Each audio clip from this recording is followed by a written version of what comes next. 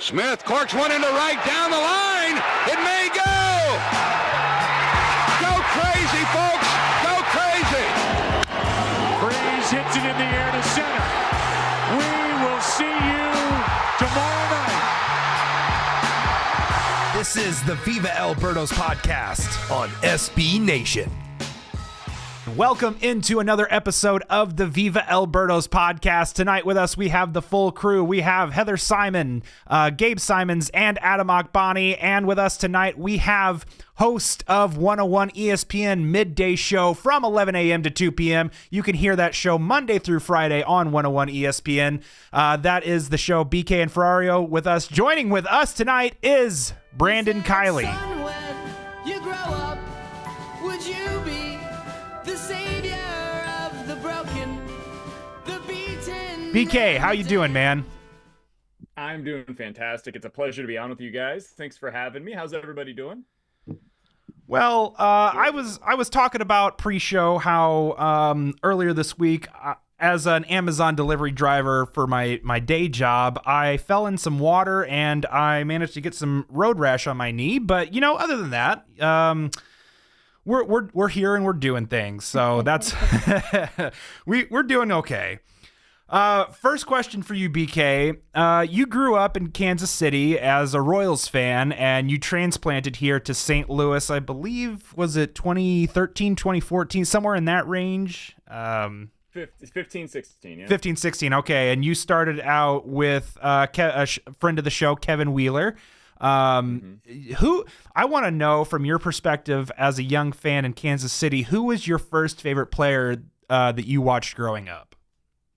Would you believe me if I said Jermaine Dye? Jermaine Dye was my favorite player growing up, and it speaks to the type of player that I really enjoy watching today. I think it probably informs like why I enjoy high average speed guys that hit for power, because that was my childhood growing up with Jermaine Dye. So he was my favorite player. I love that we're getting right into it. You're just like, hey, you're an outsider. You didn't grow up. I think it's important for the it's the important part of the context of the conversation. But it's also like to get to know you a little bit, and also like just as an aside, I think we're watching a potential Jermaine Dye clone in right field currently for the Cardinals. So just throwing that out there.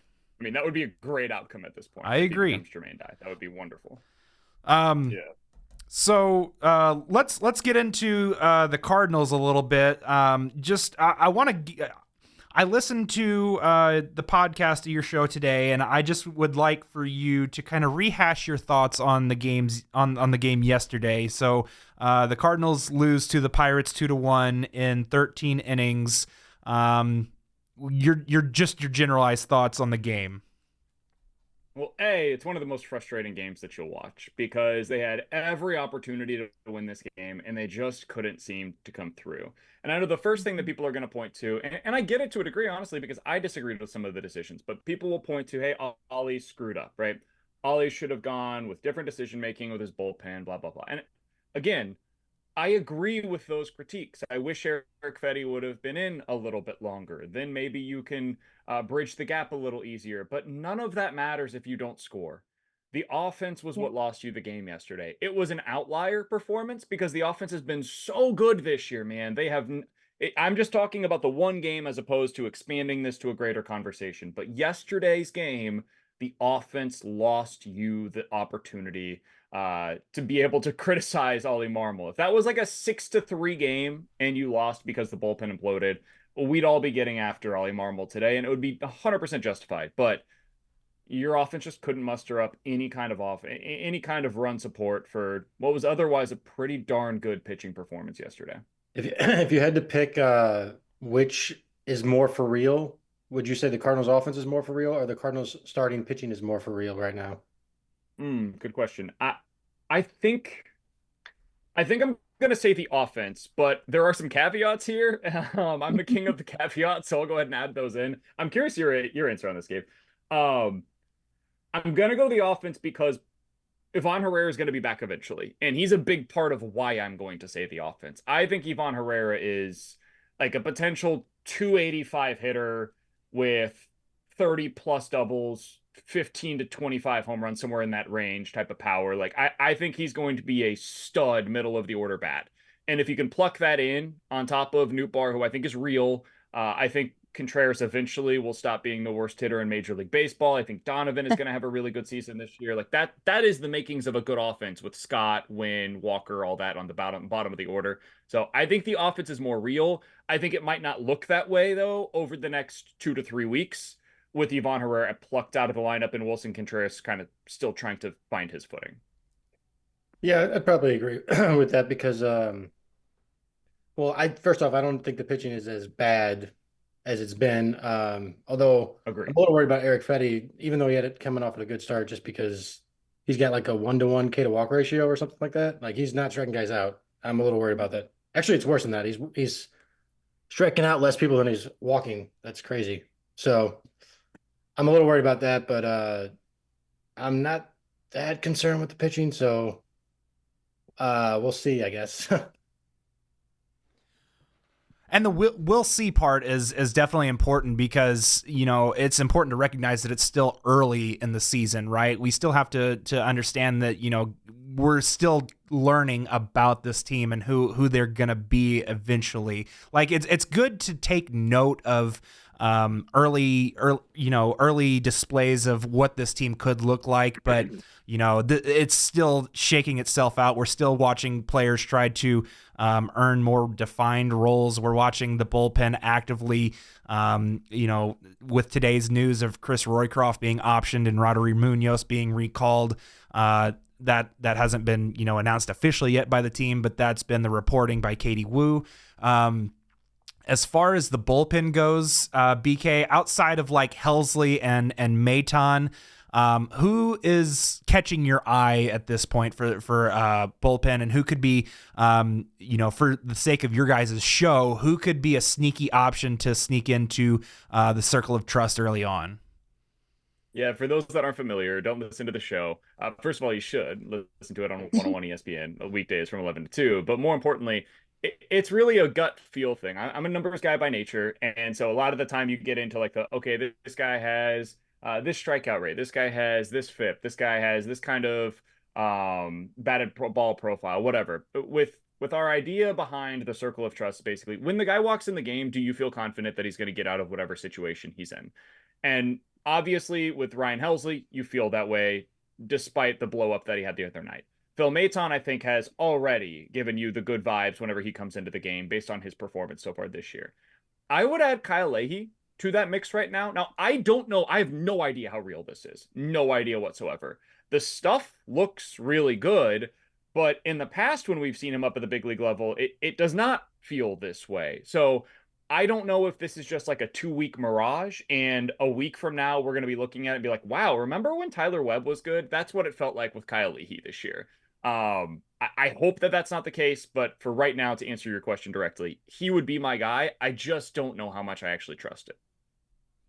Yeah, for sure. I think it was a good showing yesterday for Ryan Fernandez. I know he's struggled with some command, especially on that slider early on in the season, but from that standpoint, it was good to see him kind of get his footing and get, reestablish that base underneath him and come off a good outing. Because for this bullpen to be successful, you're going to need more than 2 to 3 guys out of it that you can really trust and lean on. And the fact that, Fernandez looked more like his 2024 version of himself yesterday is potentially a good sign and would be a nice boost to the back end of the bullpen if he's able to kind of recapture that form. Crazy thing with Leahy is like he has 100 different pitches, it feels like. At any time he can throw anything, and that's just such a strange profile from a burst reliever. It's something that you would expect from a guy that comes in long relief or something like that, but for Leahy to be able to come in these short spurts and still to throw four seam, sweeper, another kind of slider, change, like he's got everything at his disposal. So it makes him a really unique pitcher. And sometimes I do get a little bit nervous with that type of a profile because if something's not working, yeah, sure, you can go to the other stuff, but if it's not a plus pitch, is it even worth throwing? So I don't know, man. He makes me excited, but also really nervous to trust this early on in the season. I was gonna say, Uh, with it being so go ahead. early, it does seem I'm kind of looking at the pitching staff as a whole, and it doesn't look like a lot of a lot of the staff is racking up strikeouts. There's the expected guys, you have Sonny Gray, Helsley, Leahy is on that list, and Phil Maton. Maton. Yeah. Maton. I've only read it. I've never heard it. Um, and uh, I'm wondering. I guess it's still just early, but I wonder if any of that is the profile of some of these pitchers, or if it's just gonna start stabilizing. Because there's some that are, we have relievers like Gabe pointed out with Fetty. I didn't even realize that. I knew he wasn't getting a lot of strikeouts, but I didn't realize he was getting so few until he pointed it out just now. I wonder if that's a choice to try to get more, certainly you wouldn't think so, more balls in play, or if, a strategy, or if that is just, early season getting the hang of things. In the bullpen, I think a lot of it is like, so, I mean, you look at JoJo, right? He had his struggles Mhm. last year, whether it was with command or they always talked about how it was a tunneling issue, like certain pitches for him work off of others. And if one is off, Right. well, then guys are just going to sit on that specific pitch. He's been fine so far this year, but he is one of those that has a really low strikeout rate. Ryan Fernandez, the slider's just not there. And if the slider's not working, well, he's not going to get strikeouts. That is his go-to strikeout pitch. Roycroft has no command whatsoever, which means just people aren't swinging, so there's no chance of him getting strikeouts right now either. And then the other one is John King, who just doesn't profile really as a strikeout guy. So this bullpen is really in flux right now. And I don't say that to be like critical of the pen or the players that they have in it right now. They don't have a lot of guys that if you looked at them today, you'd be like, okay, that guy's going to be in the bullpen for 3 years, right? I don't know how many guys I could honestly say that about right now in their bullpen. I mean, if you set the over under at 1.5 current members of the bullpen in there 3 years from now, I probably would take the under. Just because that's where I think maybe the most transition is taking place with the team right now. Not only that, Brandon, just to kind of. Oh, go ahead. sorry, I was just going to add a little aside to not only that, but also just the general volatility that comes with relievers and how they perform, and they're typically low shelf life. But still a point well made, BK. Yeah, kind of the avenue I wanted to take. I kind of wanted to switch gears away from the pitching, at least for now. Kind of go back to the Ivan Herrera topic to a degree, and obviously we saw last year. I don't want to call it a breakout season for Ivan, but 2-win catchers don't grow on trees, and he's still very young. Off to a fantastic start this year. He's on the shelf, unfortunately. He'll be back in about a month. But, at that juncture, Brandon, the Cardinals are in a situation where they have the luxury of having, a potential really good above average catcher, maybe an all-star for all that we know with Ivan, and a pretty damn good backup with Pedro Paje. So we were kind of talking about this internally. I wanted to hear what you had to say. How would you divvy up their playing time going forward? Because, we had our own opinions amongst ourselves at Viva Alberto's. Obviously Marmol place them the way that he does. But if you were in Ali's seat, how would you divvy up their playing time for the rest of the season, given what you've already seen so far? Yeah, I would go 2-1. I think that's probably the ratio that I would go with. Any given series, I mean, you typically have the 2-night games, 1-day game. The easiest way to divvy that up was just, hey, the 2-night games go to Ivan Herrera, the day game goes to Pedro Pajes, but you can do it in any possible way, right? That's probably the direction that I would go. I just want to see as much Ivan Herrera as I possibly can this year. Find out once and for all, can this guy do it? Can he be a catcher? And if the answer is yes, I mean, you mentioned it. He was a 2-win player behind the plate last year, and he played like 70 games. So if you just pace that out over the course of a full season, that's a potential 5-win player. That is, it's absurd to be able to do that as a catcher. Now, if he can't be a catcher, then that creates a whole host of other questions that you would then have to answer, which is, okay, what is the position? And it probably ends up with like the obvious first base, DH. Maybe you could try a corner outfield spot. He is relatively athletic. He's a big dude, though. I don't know if that's the likeliest outcome. It's probably first or DH.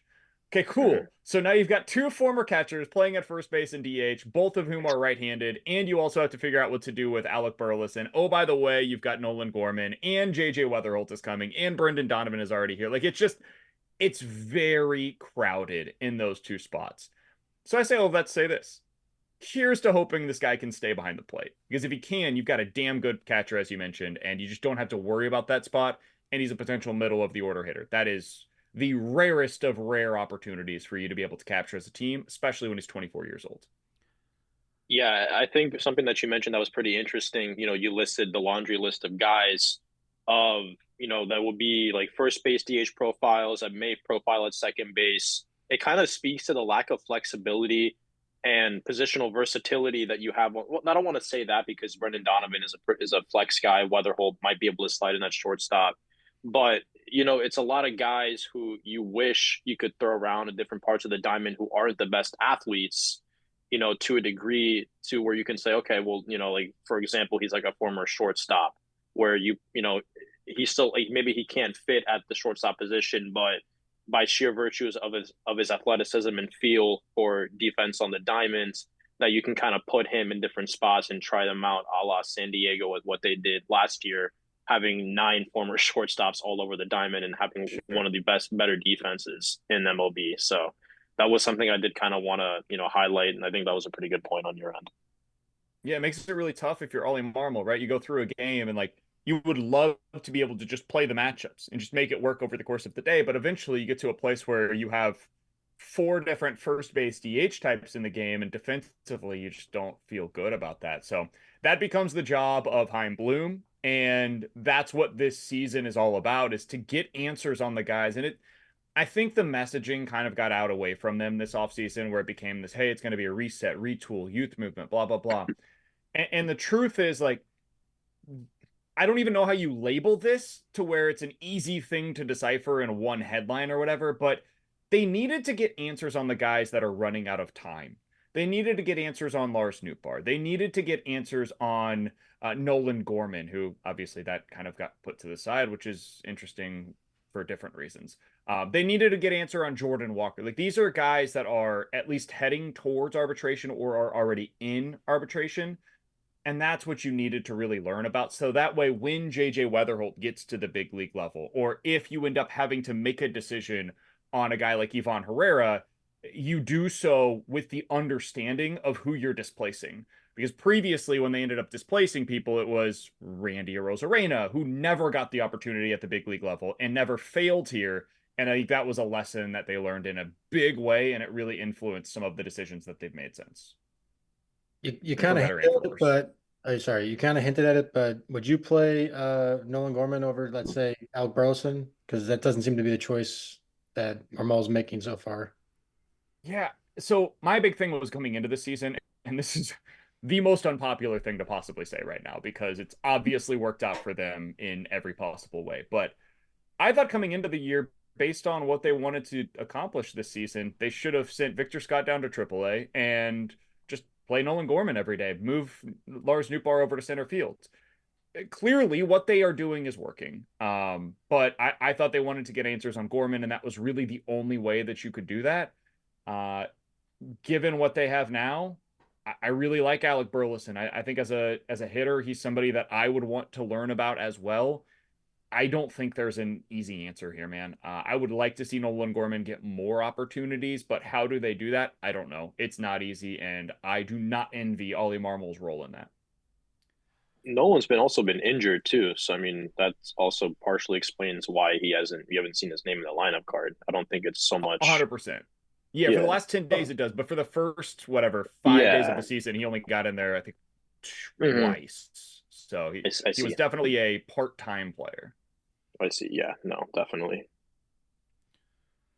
Well, for what it's worth, BK, you weren't the only one saying, like, we were here internally on our show, we were also kind of debating the merits of Victor Scott out of spring train at the end of spring training, and whether or not that made sense. Actually, we had pretty lengthy and extensive conversation about that, and we tend to agree with you that we thought that all along the Cardinals would have prioritized seeing, a full season of at bats from Nolan Gorman, and the path of least resistance, right? What we've seen, the most commonality was the fact that the Cardinals would go that route and just simply option Victor Scott to AAA and allow him to play every day in that capacity and just continue to grow on, the strides that he had made in season last year and then also in the off season. But the Cardinals opted to carry him, and credit to Vic, because he clearly forced the issue throughout the duration of spring training, but also he's shown pretty well to handle being able to handle big league pitching so far early on the season. Of course the question then becomes, can he do it for a full season? And of course it seems likely that we're going to find that out this year. So it's just all been kind of the way that you had laid it out. It's an incomplete puzzle in a way. Like there are certain pieces that just don't fit properly. And so I guess my question would be, I know that they need to understand and find out who some of these players are, but also at a certain point, do you need to consolidate some of those pieces into more ideal long-term fixtures would be my question. Yeah, that's probably the plan this offseason, or at least I would assume it is. And just on Victor Scott real quick, total credit to the player. He has been so good this season, and it's not just offensively. Like the numbers jump off the page, right? People don't need me to spout them off. They've watched it. But even defensively, I think he's made a huge jump from where he was at this point last year. So full credit to him. But on your question of what do you do? Like you have a jumbled mess seemingly of position players, and a lot of it is like bloated into one position here or there. That has to be the job of Chaim Bloom this offseason. And I think now this is speculation, this isn't based on reporting or anything, but my guess is part of the offseason for Mo was basically, hey, we're not touching any of these guys that are younger players to go like use them in a package deal for one, whether you want to call it a star or just like a proven commodity. We're not doing that right now because we're going to find out what these guys are. So that way Chaim Bloom has all of the information necessary to make his own decisions on which guys he wants to build around and which guys he views as trade fodder. Because ultimately that's what prospects are. They're currency in one way or another, right? They either become players for you at the major league level, or they become trade assets for a player that becomes a player for you at the major league level. And I think sometimes people lose sight of that. Like it just becomes everybody has to become a helpful piece for your team. No, man. Like sometimes these guys have to go elsewhere. They're blocked. They're just not going to have a spot here. Like one of the catchers that you love in the Cardinals minor league system right now, one of them at least, is probably going to play somewhere else, and he's probably going to be a good player for them. That's just the reality because they have too many numbers at that spot. An outfielder, current or future, that you either love on the current team or is a future member of the Cardinals, probably going to end up elsewhere because they just have too many of those dudes on the roster. One of these guys at third base, second base, one of those types, going to have to go somewhere else because they just, again, have too many of those specific types of players, especially the left-handed version. So that was a long-winded way to say they have to sort through this. It will be the job of Chaim Bloom in the offseason, and that's what this season should be all about, is finding out which of those guys you really want to be around here long term. I think the tendency is to want to hoard the prospects, because what if you choose the wrong one? And not that I think all baseball fans are probably like this, where as soon as the team makes a trade, and then that traded player goes on to be Sandy Alcantara, then everyone gets all mad and thinks it's a bad trade. But I don't know if that's hindsight is the best way to evaluate those decisions all the time. Totally. And some of that, like The one for Marcell Ozuna, I mean, we've talked to Mo about this before. We Yeah. asked him, "Wait, what's the trade that you regret the most?" And that's immediately the one that he has come to mind. Right. Some of those were like, "Hey, man, it wasn't a bad trade in the moment. It just could not Right. have gone any worse for them. It totally blew up in their face." I think the one trade to me that I still think did not make sense then, doesn't make sense now, is the Randy A trade. They were chasing their tail because they so desperately wanted a left-handed pitcher. And some of these things are just like they look for a certain type of player. They just hoard left-handed pitchers in their system. And they found one that was exactly in their wheelhouse. He's a pitchability lefty, easily projectable starter in Matthew Liberatore. And they said, we've got to have that. Like we have to have that in our system.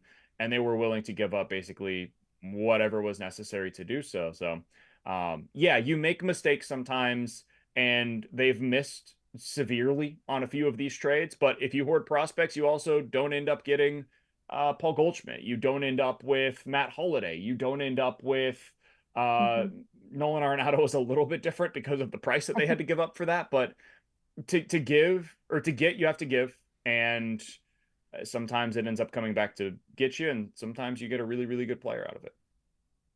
And Brandon, so kind of just to flip the question a little bit, we just talked about some of the trades that ended up kicking the Cardinals in the butt.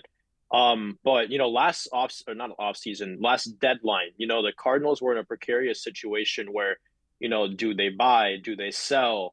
And they obviously ended up buying with, picking up a guy like Eric Fetty and, the lottery ticket with Tommy Pham that kind of didn't really work out. Um, obviously, like we said, hindsight is 2020, but there were voices on Twitter and Cardinals Nation that were going for one way, going for the other. I kind of wanted just to hear your insight a little bit more into, whether you think that, it was a solid choice to be aggressive, or, maybe if you thought it would have been better just to kind of, pump the brakes a little bit, take a look at, where the Cardinals were at, and, kind of maybe reassess, is contending something that we can really see in our window in the near future, and maybe we should maybe tear it down. Maybe that I kind of worded that maybe not the best, but I wanted to hear your thoughts about that. Yeah, basically, did the Cardinals make a mistake by instead of going out and being a soft buyer, should they have either been a like hard seller or at least considered leaning towards the sell side for some of their big ticket assets that they had available, right? Yeah, no, I that's kind of what I was getting at. I wanted to hear because, like I said, we look back and obviously, Sure. the decision was wrong, but not wrong, but you can see the thought process. But if you were in the driver's seat in that point, would you be someone who would be willing to, kind of go all in, or would you take a step back and kind of reassess? So I liked what they did. I actually thought it was the right call in that moment. I thought that the team was solid, but not spectacular. They never had any chance to like win a World Series or anything. But I am somebody that places value in getting to the postseason. I know that's become kind of an unpopular opinion now of like the get in, anything can happen. I didn't feel that way about the Cardinals. I didn't think they had any chance of making it to like the World Series or maybe even not the NLCS. But I thought they could maybe win a series. And I think that's pretty cool, man. Like as a baseball fan, I put value in my team getting in, playing those games, and also the evaluation, what that allows you to do with your roster of finding out like, hey, what do these guys look like when the pressure is at a different level? I feel like we learned a lot about Tyler O'Neill in the postseason. It just, man, it was not for him when the Cardinals got there. And what was that, the 2020 season? Like I thought that final strikeout in, I think it was the Padres series, if I remember correctly, it was just over. I thought it was over for him in a Cardinals uniform. That didn't end up being the case, but I do think there were some potential like that did portend some of what ultimately doomed his time in St. Louis. I'll say it that way. But I liked the fact that they went for it a little bit. They didn't go all in. They traded a player that I think they were planning to trade during the offseason anyway. I don't think Tommy Edman had a long-term future here. And they got an asset in Eric Fetty that you could then, I thought at least, flip in the offseason, or you keep him until the deadline, probably flip him at the deadline, or another route, you give him the qualifying offer at the end of the season and he becomes a $20 million pitcher for you in 2026. So that I thought was a useful asset. I thought the Tommy Pham move made all the sense of the world. They were terrible against left-handed pitchers, so you bring him in as well. And frankly, the assets that you were potentially going to be able to sell, I didn't think it was necessary to do so. Like Lance Lynn wasn't getting you anything at the deadline. You weren't going to move Kyle Gibson and get anything for him. Really, the one that people were talking about was Ryan Helsley. I get it in theory. Why couldn't you have done that either in the offseason or at this year's deadline? So I think it was the right call. It obviously blew up in their face in a huge way. They didn't end up making the postseason, and so everything looks kind of dumb from that respect. But I thought it was fine at the time. I still think it was fine now, and we'll see what happens with Ryan Helsley this year at the trade deadline, whether they decide to keep him and they're in contention, or probably more likely what kind of asset they're able to get for one of the best closers in baseball when we get to this year's deadline.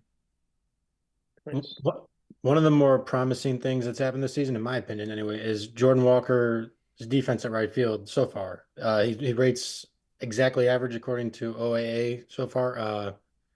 How much are you buying that? Like, do you think that's more for real, or Victor Scott being an above average hitter is more for real? Ooh, like the question. I do buy it. I do buy that he's an average defender in right field, and that is huge, man. I'm so glad you brought this up. We talked about this on my podcast earlier today as well. It changes a little bit about what their roster complexion can be like. I think if you view Jordan Walker as an average right fielder now, you don't have to do the Michael Ciani thing in center field, because that really was necessary when Walker was a total liability out there. And if you don't have to do the Michael Ciani thing in center field, well, you can send Michael Ciani back down to AAA whenever Nolan Gorman is reinstated from the injured list, which allows you to use Thomas Saggese as a chess piece as a right-handed bat off the bench. So those things are all really positive for Ollie Marmol and some of the flexibility to what we talked about earlier with his roster. In terms of what I think is more real, Walker's defense or Victor Scott's bat, I would probably go Walker's defense, because I don't think anybody's trying to sell you on like him being a Gold Glover or anything right now. I think it's more of, hey, can this guy just be like solid in right field? And I think that the answer is yes. Victor Scott, I think, can still be a really good hitter at the major league level. I would probably short what we're seeing right now, which is like a near 300 hitter with real pop.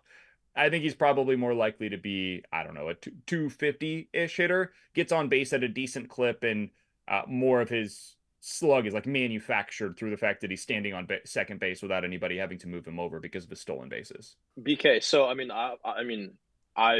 been obviously like a big fan of your show for a long time, and with ESPN being as big as they are, they have obviously national syndicates on the main channel. They have their more local channels, obviously with St. Louis, Chicago, Boston, etc.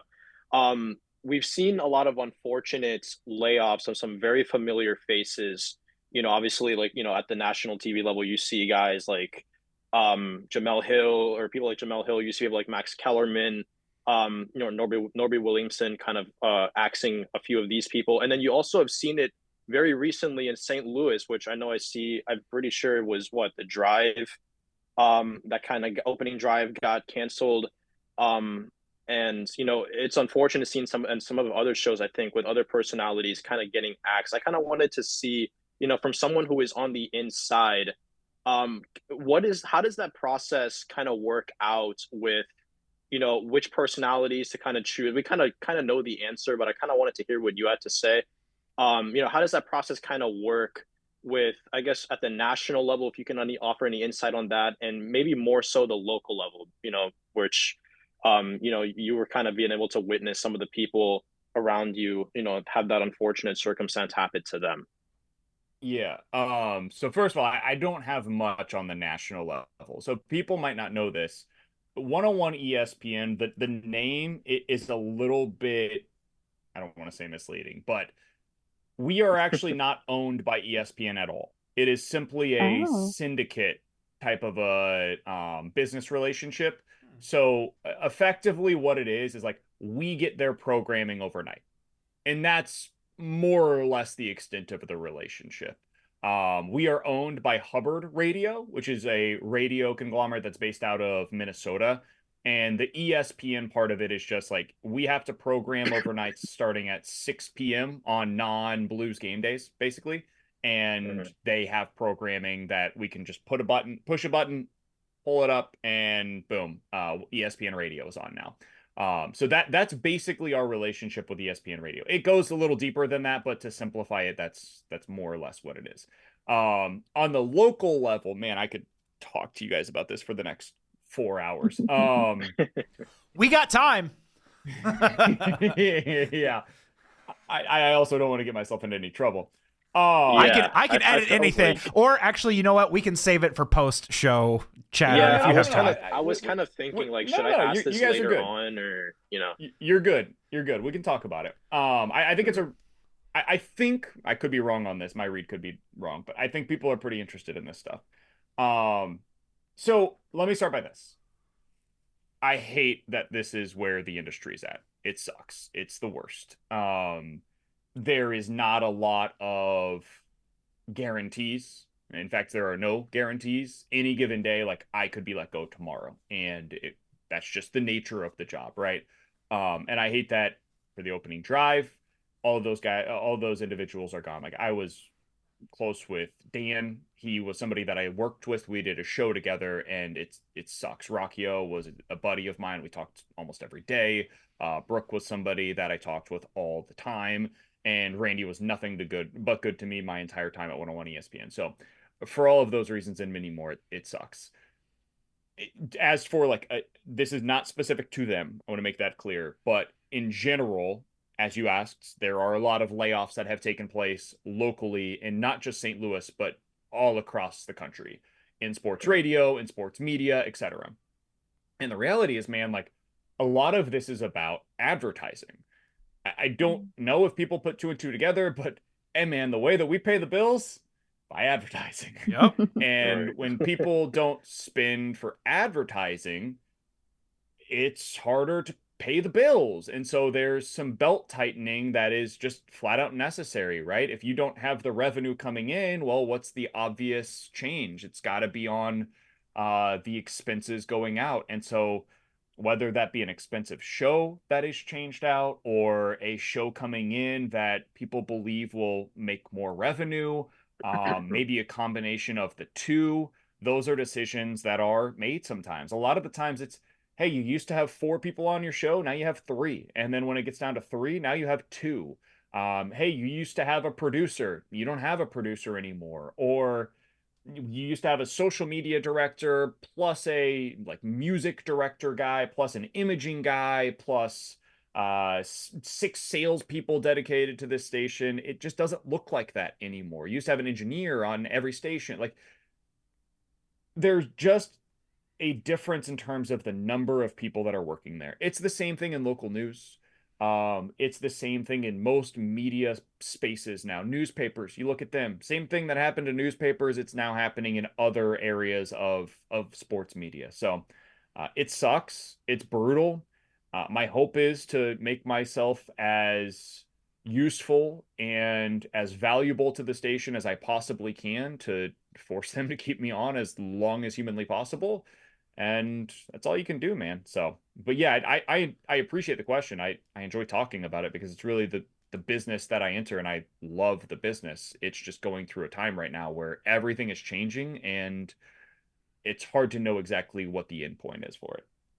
Yeah, no, for sure. And like, I really appreciate the insight you were able to give on that, because like I said, I was thinking like, I kind of think I should wait till we're off air maybe to ask this. But I also kind of figured, like, there's a way to kind of, ask the question in a way that you can give a very fair answer. And I think like a lot of people would like to would really enjoy what you have to say about that. So I really appreciate you delving into kind of that topic too. I know it was very much astray from what we were just talking about, kind of threw you a curveball, but no, it's something I had in my mind and something I really wanted to ask if I ever had the opportunity to speak to someone from 101. Sure. That I definitely wanted to pick their brain on what they had to say, and no better person in one of their faces like you, BK. So no, I appreciate it. No, it's one of those things that unless it is brought up, it's certainly not something that I'm going to discuss publicly. But in a forum like this, I think it is a worthwhile thing to do. And it's the business. Like it's impossible to shy away from it. People see it. It's newsworthy. Like Randy is now one of the hosts at a competing media company. Brooke is doing that show with him. So is Matt Rocchio. So like, there's no running away from the fact that, I mean, Randy was like the face of 101 ESPN, and now he's gone. So yeah, it's a more than fair question, man. I appreciate it. Yeah, and as someone who went to school for radio broadcasting as well, like I can speak not as someone who was in the industry necessarily to the level that BK was, but I can definitely speak to the fact that they tell you, you know, it's a very competitive industry. And like BK said, if you don't make yourself so indispensable that, you know, you'll be one of the first people to be let go of, for the very reason that if money starts getting tight, that you'll be you're unnecessary. And as unfortunate, and like, I know that BK won't go that far to say those types of things because he won't, I don't want to get him in trouble, but I have no stake in the game. So I have no problem saying those types of things, that if you do not bring multiple things to the table, you will be let go very easily in that industry. Where I think that we have, you know, sort of an advantage. What we do is we're not that cutthroat. Like, it's not that cutthroat for what we do. And so, like, while what BK does is maybe to more an extreme level, like a higher level, I should say, you know, what he brings to the table isn't always necessarily seen with what he does on air. There's probably a lot of stuff that BK does, you know, behind the scenes and that we're just not privy to. But, you know, obviously, for how long you've managed to stay at BK or at 101 ESPN for so long, BK, and just how prevalent you are is truly a testament to, you know, what you've put into it and clearly what you're getting out of it. Yeah, no doubt. It's like, I produce my own show. Like, we have Tanner, who is the producer, and this is I love Tanner Hendrickson, and he's unbelievable, and he's one of the most talented on-air producers in the country, in my opinion.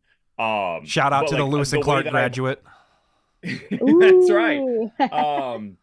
The way that I have always done radio is that I produce my own content, right? So whatever we're talking about on any given day, most of that is from my ideas, and then we come to the table and we all decide, okay, like, this is how we put the show together, this is where we're going to talk about this and this and whatever.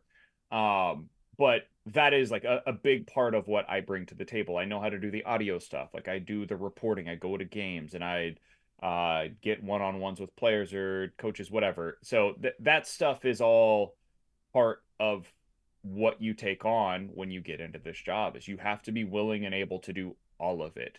I do podcasting, I write, I do video stuff. Like, if you're trying to get into this now, if you're somebody that's listening to this podcast and you like want to do what we do for a living, do it all, man, and try to get as many reps as you possibly can and get really good at it as good as you can at it before you get into a like real media opportunity. And what I mean by that is, like, get good while you can still screw up, and people won't either have you fired for it or laugh at you by the thousands on your text line. If you can do that, that's, in my opinion, the best way to that 101 ESPN text line is brutal for how it comes across. So final question we got for you, BK, and we'll get you out of here on this.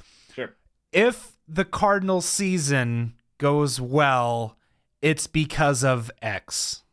So we do something before the season that I stole from my good friend Nate Edwards, who writes for Rock'em Nation in Vox Media. He called it count the ifs, right? So for Mizzou football before the season, he would say, if blank happens, and if blank happens, and if blank happens, then Missouri is going to make it to the college football playoff. So in a great season, there might only be like 5 ifs. In a bad season, like where you really have a lot of questions about the team, you might get to like 17 ifs. If blank and blank and blank. The Cardinals are in that spot where like there's a lot of questions. So for this to be a really good season for the Cardinals, it's got to be multiple ifs. If Ivan Herrera continues being a like star level hitter, if the rest of the young guys continue to perform basically up to where they're at right now. They don't have to exceed this, but basically up to where they're at right now. And if the Cardinals starting pitching levels out to a place, and I agree with Gabe on this, I think they're going to be a little better than this. I don't think they're this bad. I think they're maybe like the 20th best, so it's not some great statement in favor of them. But if they get back to their level, and if they can have 4 quality relievers in the bullpen, you'll be pretty good this season. I know that's a lot of ifs, but that's where we're at with this team. Well, we appreciate you taking the time to join us, and once again, make sure to go and check out BK and all of the work that he does for 101 ESPN. Make sure you listen in Monday through Friday, 11 a.m. to 2 p.m. He is on. He is the host of the show BK and Ferrario. Obviously, his name is in it, so you know he's a pretty big deal. Once again, for our staff, for Heather Simon, for Gabe Simons, and for Adam Akbani, my name is Jake Wood. Thank you so much for listening, and we'll talk to you again next week. Thank you so much for joining us for this episode of the Viva El Birdos podcast. Please leave a rate and review on your favorite platform and turn on those bell notifications so you can be notified the moment our newest episode is released. As always, make sure to give us a follow on X, Instagram, Blue Sky, and Facebook. Just type in Viva El Birdos on any platform to find us. Have a great day, and thanks for listening.